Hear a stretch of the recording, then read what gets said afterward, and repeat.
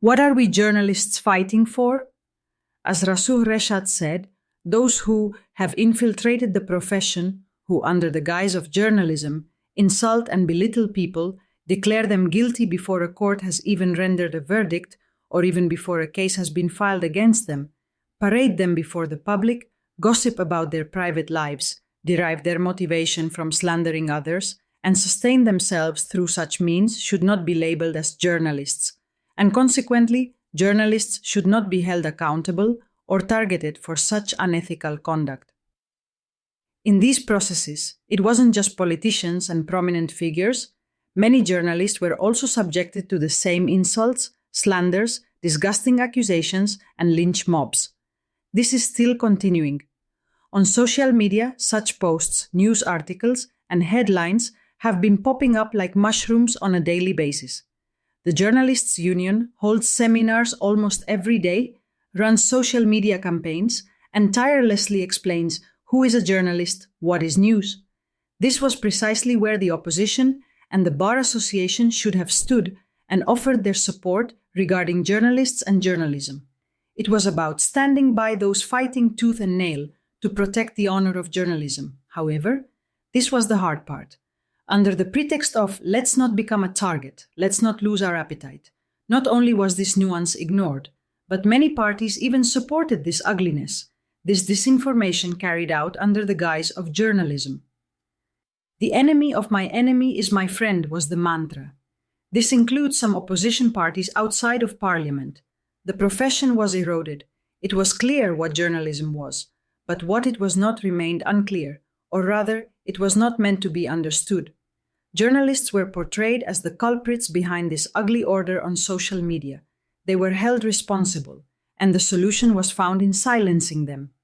With the amendment to the Penal Code, the distinction between an ordinary citizen and a well-known public figure was eliminated, and a massive black umbrella was held over the government through the Bar Association. Let them not be seen, let their names not be heard, let their faces not be remembered, it was said. Publishing the photos and names of ordinary citizens in court corridors during judicial proceedings is, no matter how you look at it, a matter of conscience and ethics. As it stands, many newspapers, including ours, already refrain from doing this out of commitment to the right to a fair trial and the presumption of innocence. However, we do so by making that distinction of a public figure, a concept found in the case law of the European Court of Human Rights, but non-existent in any other country in the world. Who is a public figure? Elected politicians, the bureaucrats they appoint, and those with the power to use public resources and make decisions that affect the lives of the public. Judicial proceedings that involve these individuals concern the entire society, and their transparent dissemination to the public serves the public interest. Under the guise of the presumption of innocence, the aim is to shield these individuals from scrutiny and remove them from public oversight. I doubt the government could have come up with such a brilliant formula even if it had thought about it for 40 years. Thankfully, the Bar Association came to the rescue and created this law. On top of that, it proposed a 1-year prison sentence for a journalist, because the reports of a handful of investigative journalists had thrown the government into disarray. Those who should have resigned 10 times over in democratic countries were disturbed by the exposure of this disgraceful system. The mainstream media had begun to dominate the headlines, but the desired outcome still hadn't been achieved. Neither the Turkish Cypriot media nor the Turkish Cypriot community were easy targets. It became clear this wasn't Turkey. The task was difficult. There was only one way: silence them. The process began with amendments to the Criminal Code and the Cybercrime Law. It continued with lynch mobs, insults, threats, and intimidation. To cut off the lifeline of the independent media, which was already economically cornered, every available tool was put to use. Then came cyber attacks, the removal of news content, and the forced closure of websites. They wiped out years of hard work and the workers' livelihoods.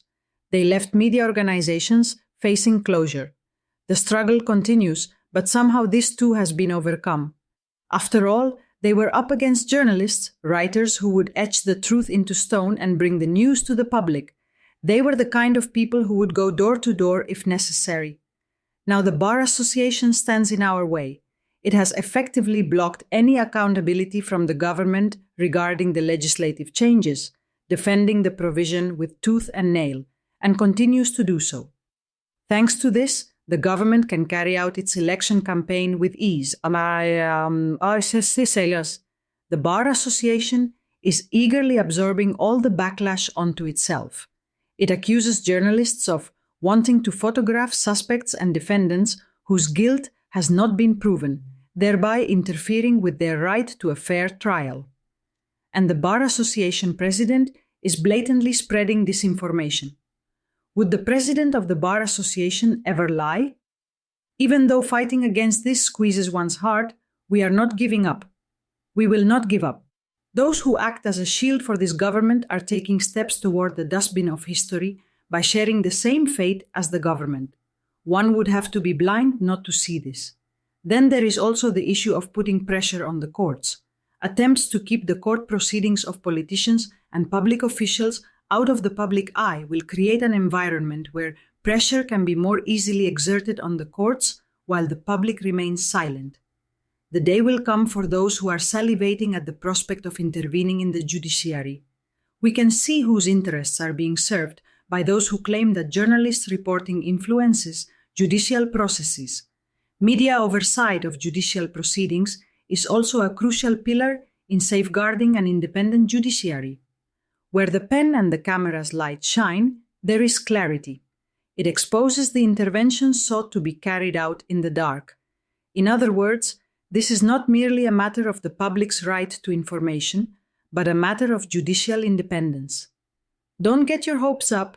We are not going to allow this.